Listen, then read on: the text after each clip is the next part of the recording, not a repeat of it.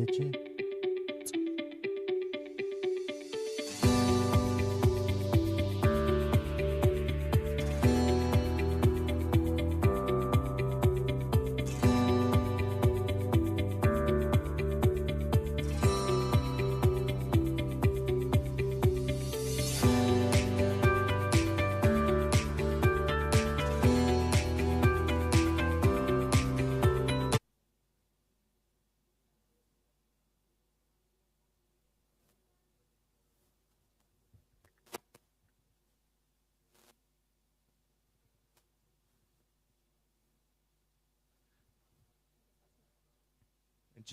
Începem.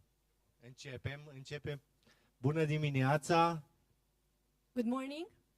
Vă invităm la prezentări. Vom începe cu câteva prezentări. Sper eu să fie de interes pentru dumneavoastră. Vă invităm la prezentări.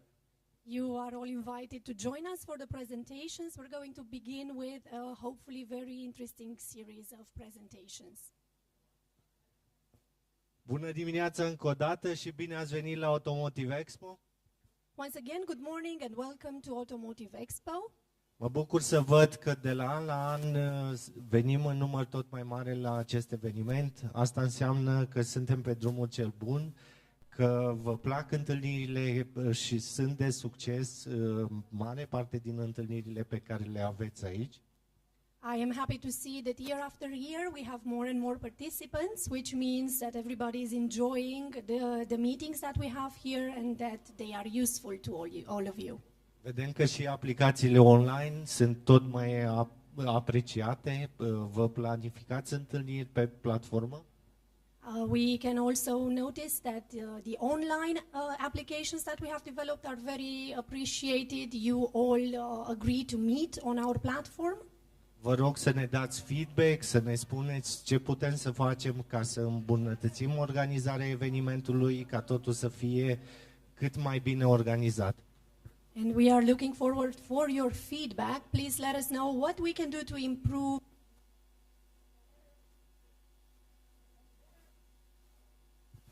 and better organize the event. Ok, nu mai lungim vorba.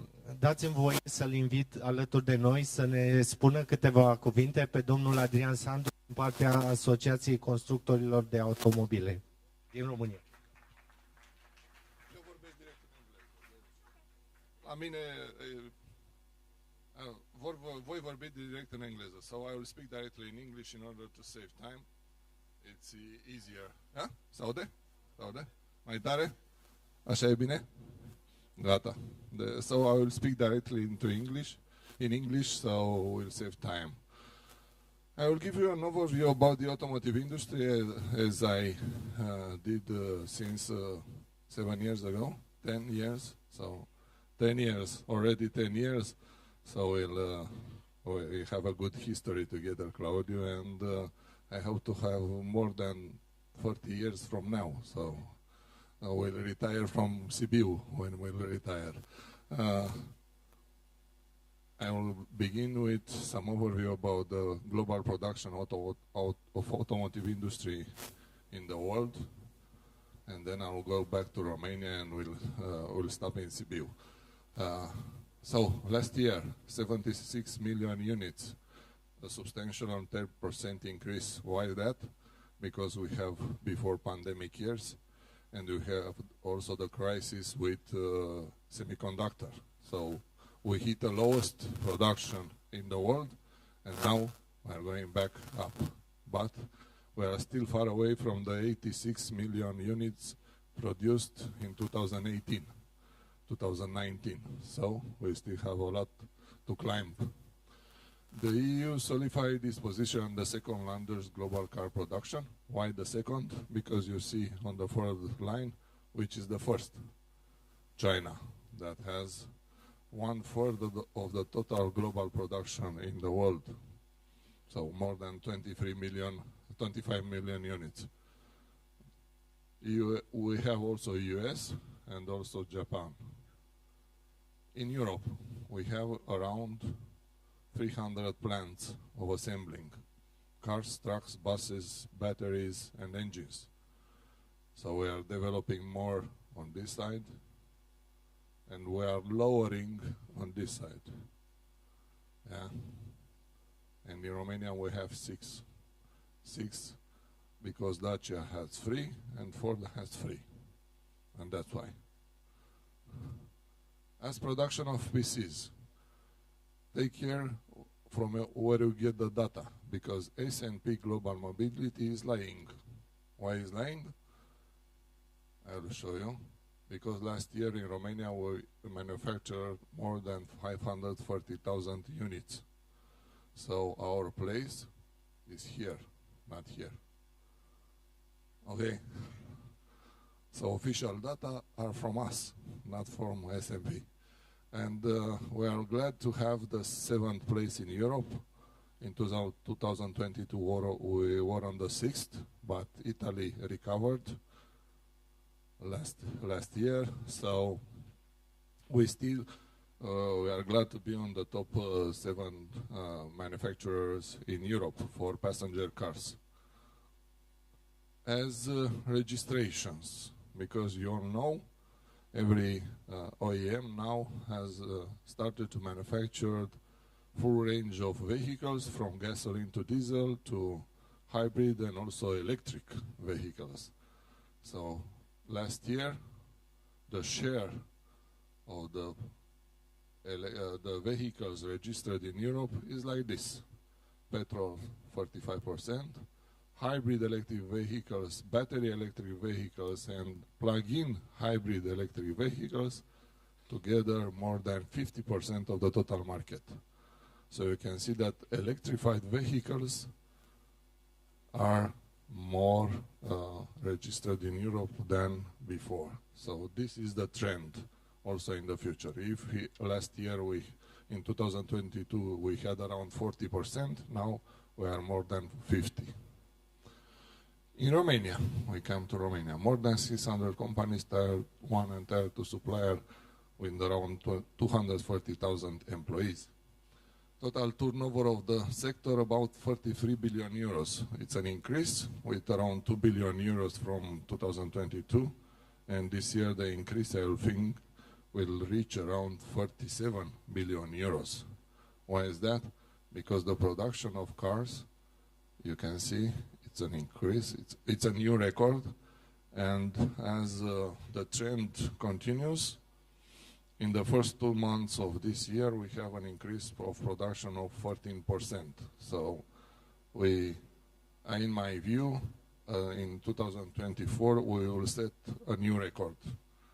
So we go from record to record to record to record. That's good for the Romanian automotive industry and also for the suppliers. 40% of the total of national export is represented by the automotive industry. Top 3 exporters are companies from the automotive industry. We have here our colleagues from Dacia Horse Group, which I am glad to have it here. And as major players, total capacity production, Renault, Dacia, and Ford Otosan. And of course, I missed to put here the horse logo for the engines, but total capacity 350,000 plus 250, so we can reach up to 600,000 cars without adding the CKD collections that are exported all over the world by Dacia. Engines capacity production, I hope this figure is right, 800,000, okay, plus 350,000.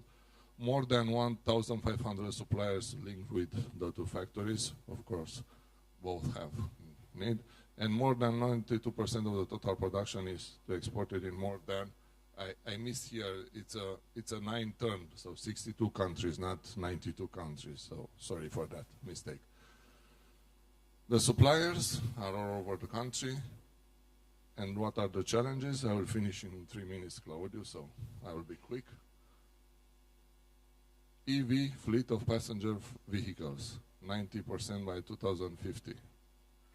You can see here, from starting 2045, no vehicle will be sold in Europe if it has more than 0% CO2 emissions.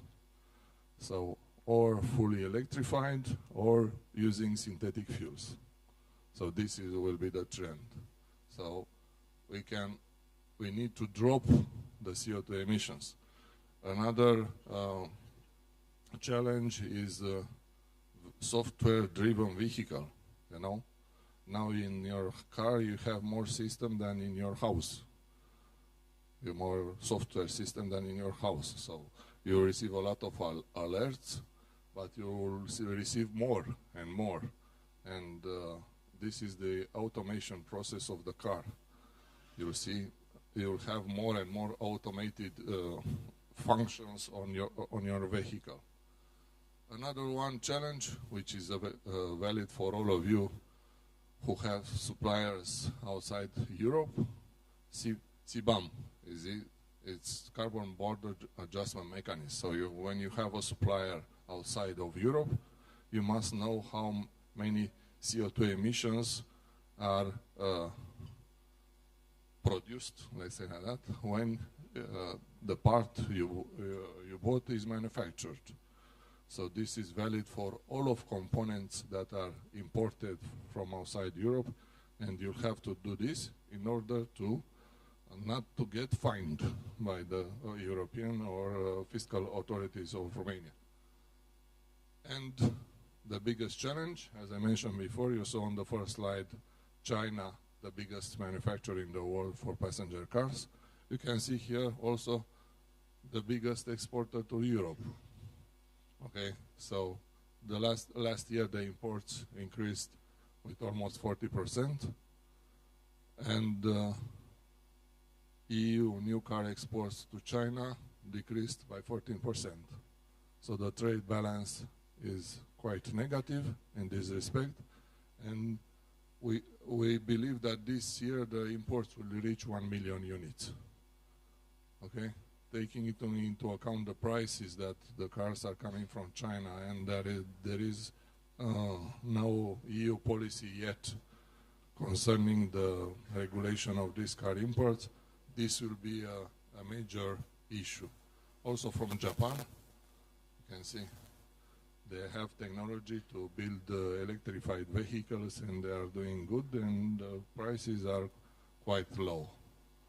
So this is my end of the presentation. If you have questions, I'm here all the day, so you can ask me now or after, but I think after, because we are tight with the schedule. Thank you very much. Mulțumesc, Adrian. Thank you. Iar acum îl invit din partea Resolve Energy pe domnul Matei Kruspan să ne spună câteva cuvinte. And now I will give the floor to Mr. Matei Kruspan, Resolve Energy, to tell us a few words.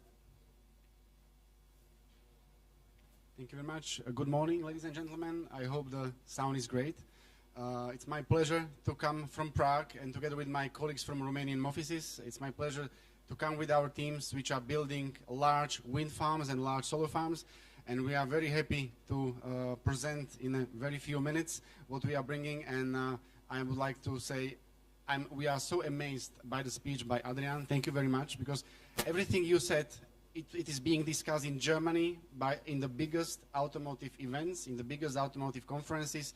So this is what we are very thrilled that all the changes which are being done in Germany and Central Europe are now coming to Romania, and we hope we are part of the solution. Bună ziua, vă mulțumesc foarte mult pentru prezență și mă bucur tare mult venind din Praga că împreună cu colegii mei de la birourile din România putem să susținem această prezentare în fața dumneavoastră. Mulțumesc antevorbitorului pentru prezentarea extraordinară pe care ne-a făcut-o. Trebuie să vă spun că noi suntem constructori de parcuri eoliene și solare, cei mai mari din Europa, și am venit să vă prezentăm câteva cuvinte despre ce putem noi să facem. Thank you. I have a suggestion. Let's do this translation for another 2 minutes, and then I will just go ahead in English, unless there is objections. So we have a suggestion. We have chocolate in our stand number 44. It's amazing chocolate. Please come to our stand. And I have a request. O sugestie, să știți că avem ciocolată extraordinară la standul nostru, standul numărul 44, și vă mai rog ceva. And the request is, we know that the headquarters of your companies in Germany and elsewhere, they will want your colleagues from procurement and sustainability to sign green electricity contracts in the next 3 years. Otherwise, your clients will not accept your products. Deci rugămintea mea este ca dumneavoastră să vă asigurați, conform solicitărilor sediilor dumneavoastră centrale din Germania și din alte țări, că veți semna contracte de energie verde. Altfel, clienții dumneavoastră, practic, vor alege să lucreze cu altcineva. And we would like to ask you for a favor. Please visit our stand, get a chocolate, please bring your business card and take this brochure about green electricity to your sustainability colleagues and procurement colleagues in your factory. Thank you. Așadar, rugămintea, vă rog să veniți la standul nostru pentru o ciocolată extraordinară și veți putea, odată ce ne dați cartea dumneavoastră de vizită, să preluați și broșura noastră pe care să o duceți colegilor dumneavoastră de la Departamentul de Achiziții. Mulțumesc! Thank you very much. I suggest I continue with English. Again, we are very thrilled to come to CBU. It's an amazing automotive expo. Every country has got its own automotive conferences, and every country is different. CBU is a wonderful city. And I would like to start with an introduction of our company. So we are building the largest European solar farm in Europe, in Romania. It will be ready in 24 months. We are building 2 very large wind projects, again one of the largest in Europe, and those will be ready in the next 12 to 36 months. And we are building these power plants for you, for all the 200 automotive players which are present here today. Why we believe that we have the good solution for you? We know this is not the right automotive expo for energy. Energy is not the focus. We believe that sustainability is a part of the focus, and I would like to use what Adrian said. Sustainability challenges from your clients are now affecting you. Your CEOs, your CFOs, your procurement managers, they are dealing every day with new requests coming from your clients to report the carbon footprint, to use new softwares. We heard about suppliers which need to fill 30 different softwares because they have 30 different clients. Sustainability is now a big challenge. What we learned in Frankfurt and Berlin in the last 4 weeks when we attended the biggest automotive conferences on new technology trends and sustainability is that automotive players already did sustainability activities. You decarbonized your natural gas, you install heat pumps, you probably are buying green energy with certificates, you are installing photovoltaic panels on your roof. Then you have a list of other sustainability measures, but mostly the clients that we are talking to, more than 400 of them, they are telling us, Mr. Krushman, banks will not finance our projects because sustainability project doesn't have a business case, and that's where we are bringing the solution. We believe that if you sign a green electricity contract for lower price, because green electricity is cheaper, you can achieve savings in the first 3 years, up to 300,000 euros for a small contract. And you can use these savings of 300,000 euros to create a budget for your colleagues so that you can actually do more sustainability projects.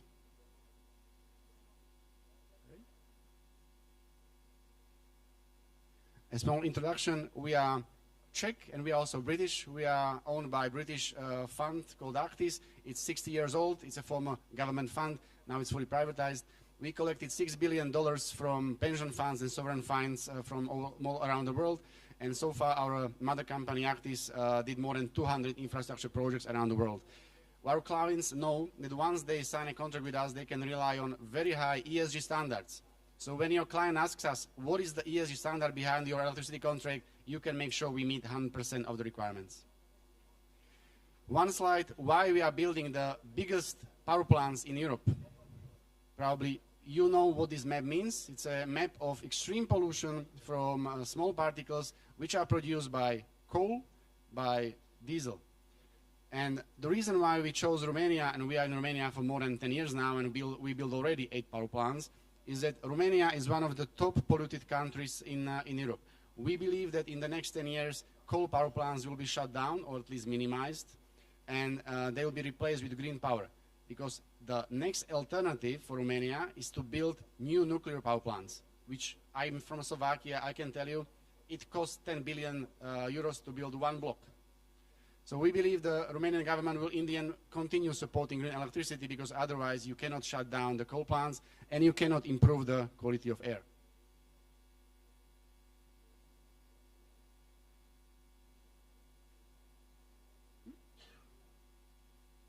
Okay. A short overview, I said we built 8 power plants. They are shown on the map, and we are building the 4 new ones. They are also shown on the map.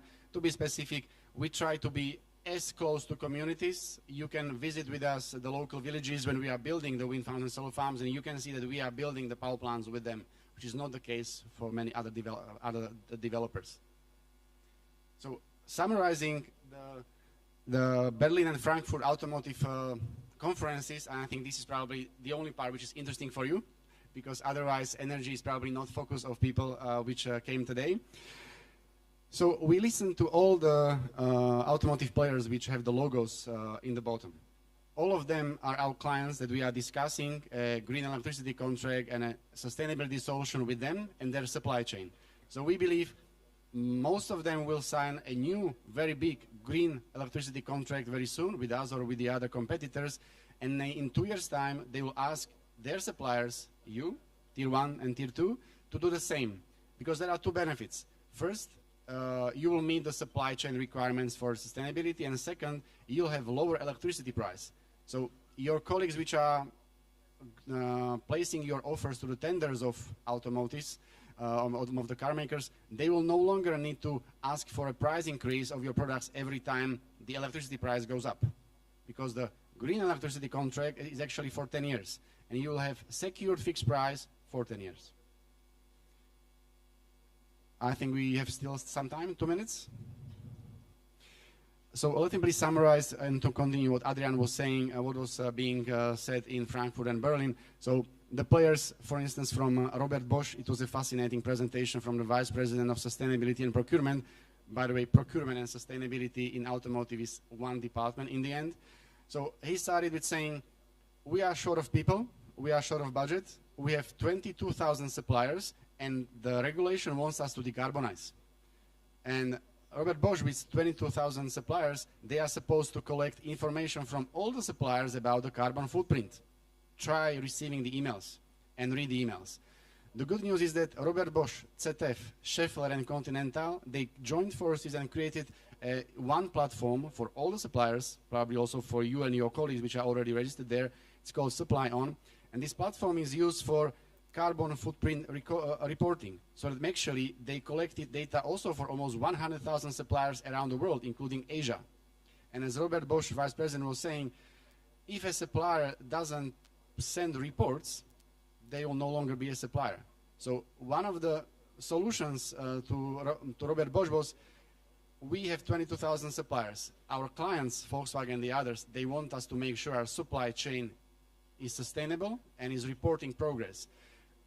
The complexity of this work to collect 22,000 questionnaires means that it's too heavy, and Robert Bosch decided they will reduce the number of suppliers. And he was very specifically saying to an audience of 500 people, we have no other choice but to eliminate the suppliers which are not providing the reports on sustainability. We are very happy that now these 4 major automotive players join forces and you have the unique solution. It's for free.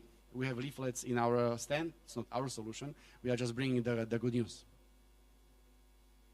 And the last challenge that they mentioned, also the other players, were this circular economy. And there are many case studies that Ford Otosan, for instance, brought. It was fascinating to see that so many things in your cars are already or can be already made with sustainable things. Did you know that the foam used in the car seats can no longer be produced only from oil and plastics, but it can be produced from soy? And Ford is actually doing that. There are 20 other things which they mentioned. Again, please stop by our stand. We are happy to give you a contact. And I will finish. So I started with saying that we are sure that your colleagues from Sustainability, Energy and Procurement Department will be very interested in talking to us. That's why please come to our stand, get a chocolate and get a brochure. The reason is that your CFO is struggling to find budget to finance new reforms in the company, which will keep you running, which will keep you to win tenders for your Tier 1 clients and for your car maker clients, including Dacia. Dacia will sign a contract within the next 12 months, either with us or with some other competitor. Then they will ask all their suppliers to do the same. And we believe it is the right way now, this year, to sign a long-term electricity contract because you will save money. There's a calculation behind. And in the first 3 years, you will save more than 300,000 euros for a small contract. If you are a bigger factory, you will save much more. The calculation is here. If your colleagues will be interested, please. We are very happy to meet them, talk to them, and we'll be thrilled to provide the explanation. Okay.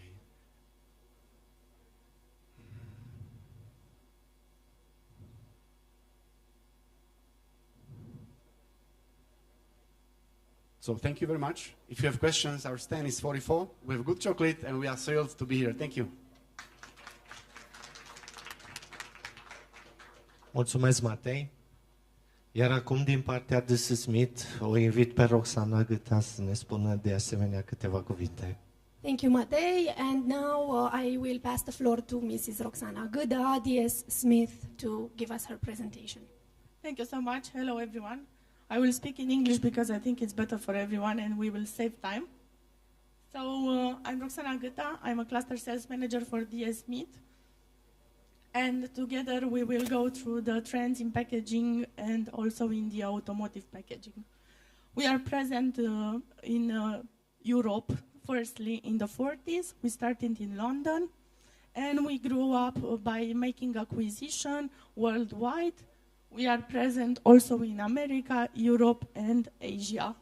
We are lucky to have all three divisions. We have the paper division, packaging division, and recycling division, and this is helping us to close the loop and having circular economy. As presence, as I was mentioning earlier, you can see here the Europe map and also our sub-region, which is made from Romania, Bulgaria, and Greece. We are the Southeast Europe sub-region. Okay, in Romania we are present with the three divisions. We are lucky enough to have all them in Romania. We have at Zărnești the paper division and the paper mill, and also the recycling points throughout Romania.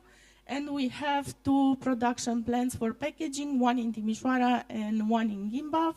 We have more than 450 employees and more than 60,000 square meters in which we are serving our customers. How we are redefining packaging for these challenging times and these changing worlds? By thinking differently.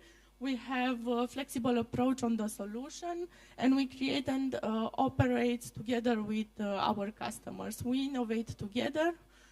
We tackle the big challenges, and we find the way to serve our customers and accomplish all their needs. We put sustainability at our heart, and it's the help for us is the fact that we are having the three division present in Romania, and this gives us the advantage that we can make, use, collect, and recycle the packaging in 14 days. And also we develop the right strategies that are fitted to the customer supply chain. Why we are doing this? We've seen during COVID times that the way we live and shop changed a lot. We went by shopping online, and this trend on e-commerce increased. Also, we want to have sustainable packaging which has less impact in our environment. And also, it's needed a new thinking and new approach on packaging in order to achieve this. In regards of trends in automotive, as my previous speakers mentioned, we already seen the electrification and the impact that EV has on our world, and the fact that it grew a lot in these years, also in Romania, but globally. And we are talking about shared mobility and, of course, the growth of Asian markets that was mentioned earlier. And also we are talking about the connected vehicles that have a lot of software, as Adrian was mentioning, more than our homes do. So this is the trend in the future. Also, we've seen that we had focus on semiconductors, but not only, because we had a lot of shortages in the supply chain in the last years. New high-tech good segments will appear and also appeared during this time. Global competition for sure will intensify, and Asia will grow its influence, as was mentioned earlier. At DS Smith, we have specialized designers that can help you develop the packaging that you need. We are looking also in heavy-duty packaging, and also we are serving more industries, automotive, pharma, electronics, and so on. We have a huge expertise. We have a team of designers, more than 700 globally, so we are ready to help you find a better solution. In regards of key drivers in automotive packaging, we've seen sustainability being the main focus for everyone. Supply chain efficiency, it's also an important thing to mention. Protecting the products, it's important also, and we've seen that we need to develop packaging that it's needed to give efficiency on production line and shorten the times for the operators. Key packaging trends also in automotive, we can mention standardization. We've seen that biggest OEM have already standards that we need to respect and we need to deliver. We are talking, of course, of cost optimization and savings because everyone wants to save some money and to gain some profit. We are talking about the product protection, which is very important, and of course, better use of the space, not delivering air. Our packaging that we are developing are circular ready. That means that we have the FSC certification for responsible forest. We have lightweighting products, and we are looking into using lower materials and to be efficient, not to develop and overpack your products. And also where is the case and where we can develop reusable packaging, it's also a good thing. In regards of how we do things, we are looking from TCO perspective. We are analyzing all your supply chain, and we are able to go on your lines to see how are you working now, how are you packing the products, and to give expertise and feedback, and also to share with you improvements that you can make on your line. We have a unique tool, Circular Design Metrics. Maybe you've seen already on social media the advertise of it. That means that we can compare two solutions, the existing one that you're having with the one that we developed from sustainability point of view. And you can see that we're having 8 points that we are looking into it.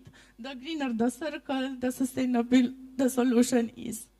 So in order to achieve this green circle, we need a lot of information and a lot of effort from your side, but at the end, we for sure will have the better solution. In here, you can see an example how we managed to replace the steel packaging for an engine with cardboard. In here is the solution with cardboard. So we are able to make different shapes for buffer inserts and so on in order to protect and hold your products and to be transported even oversized. In here I will just mention, because it's also visible on social media, the trend is not for automotive, but it's also for the electronics and home products.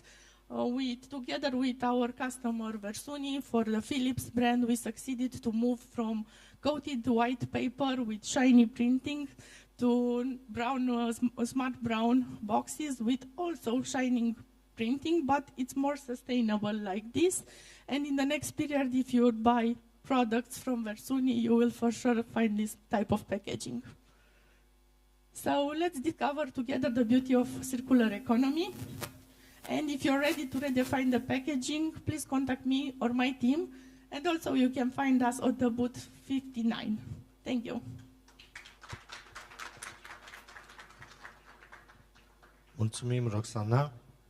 Thank you, Roxana. Iar acum, din partea Ca Factory, îl invit pe George Luparu să ne spună câteva cuvinte despre cum putem optimiza procesele de producție.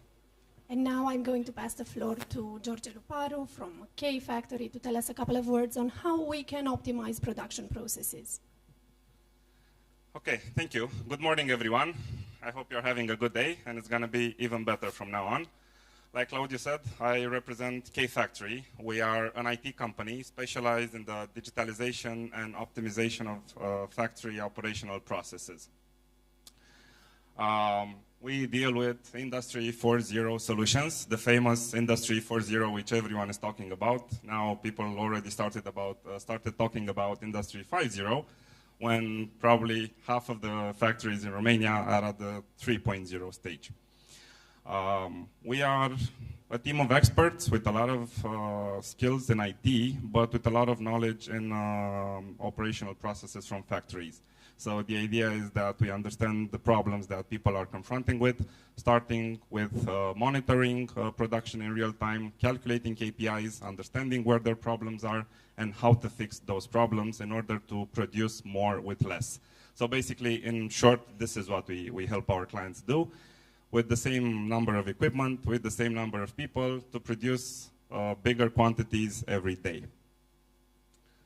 We solve a few critical issues in manufacturing, which we are seeing not only in Romania, but everywhere in Europe, and not only. We've been talking with a lot of companies, and everyone is facing the same problems. First, the shortage of workers, which it's not only a problem in the unskilled labor part, but now it's becoming a challenge to find skilled workers, data analysts, engineers. And just yesterday, I actually saw a recruitment ad for a CNC operator in Romania, in Ploiești.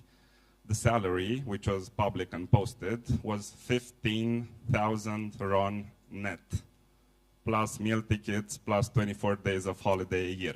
I don't have 24 days of holiday a year. So manufacturing companies are putting a lot of effort into attracting people because they are becoming harder and harder to find. And of course, how can we supply this shortage of skilled labor? Well, either by importing them from Asia or by using technology. And you know, this tendency, United States is looking to Europe, Europe is looking to Asia, and Asia, where should they look? Because the planet is round. So this is only a short-term solution, which is not really going to be very helpful in the long run. So technology is going to be the answer. Industrial automation, process automation, artificial intelligence, and so on. The second problem we solve is the digital islands, which are present in every factory. No matter how digitalized the company is, or how many, let's say, how many IT systems it has, they are not communicating with each other. They are heterogeneous, they are isolated, and we see this everywhere. No matter how many IT systems you have SAP, you have a BI, you have a VMS, or any other type of IT solution, data is being processed still manually and in Excel, which is a very big problem because it takes a lot of time and it doesn't give you a real-time view. You know what happened yesterday or a week ago, but you cannot say what is happening right now in your factory and how the production planning is being executed in real time. And this, of course, leads to important losses. Productivity losses, which lead to, of course, financial losses and a decreased profitability. And the fourth issue we address, because it's now on everyone's minds, and a lot of factories that we talk to don't really know how to start doing this, is measuring the carbon footprint and calculating the CO2 emissions for either legislative purposes or for commercial purposes, because large companies or OEMs or the group is gonna start asking what is the CO2 emissions in quantity for each individual part that you produce. And now what is happening is that companies are using estimates or averages, which are not gonna be accepted for much longer. Some of the benefits that we bring to companies, the most important one and the most crucial one for a factory is the increase of OEE, operational overall equipment efficiency. Mostly automotive companies use this, but not only. And a lot of companies who did not calculate this KPI specifically are now starting to look at it. And this number here, 25%, it might look like it's very high, but it's real. It's from one of our clients. And he actually told us, stop putting it on the slides because people are not going to believe you. But of course, when you switch from a fully manual, paper-based or Excel-based monitoring system to an automated data collection system, things are you start to shed some lights on the big problems in the factory. And the second one, which I would like to mention, is of course the increase in profitability. Because once you manage to improve your efficiency, you can produce more with less, so your costs per each part that you produce, of course, will decrease. How we do this? We have built, and we are continuously building and improving a very complex platform, and I can wholeheartedly say that today it's the most complex in Romania, hopefully soon regionally as well, which has a few different modules. We start from data collection, automatic data collection and integration. So it's not only about extracting data from the machines, either from PLC or via IIoT methods, but it's also taking data from the context, from the environment, from the operators, from other IT platforms or systems, from other IoT platforms, from sensors, even from Excel files or unstructured Word files. So we can even integrate with this type of files. Yeah, most of you are from a factory here, and even if you have a ticketing system or a maintenance system, we've seen that a lot of people are still using Excel to put in the entries. So now we can connect even to an Excel file and extract the data, compile it, integrate it, and then do stuff with it, let's say.